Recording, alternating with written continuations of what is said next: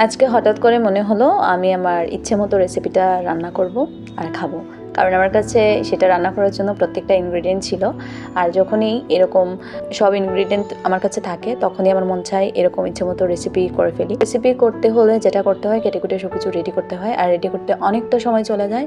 আর সেই রেডি করতে করতেই অনেকটা সময় আমার চলে গেছে। একটা খাবার তৈরি করতে গেলে সব ধরনের নিয়ম ফলো করে রান্না করা সেটা আমার দ্বারা সম্ভব হয় না।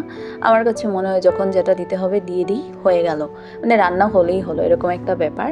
তো আমার রেসিপিটাও ঠিক এরকমই। আমার ইচ্ছে হলে আমি সেটাকে বেশি ভাজবো, ইচ্ছে হলে সেটাকে কম ভাজবো, বিকজ খাবারটা আমি খাবো।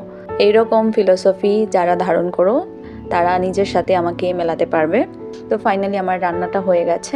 আর আমি যেরকম খেতে পছন্দ করি আমি সেরকম রান্না করেছি, যারা যেরকম খেতে পছন্দ করে তারা সেরকম রান্না করবে।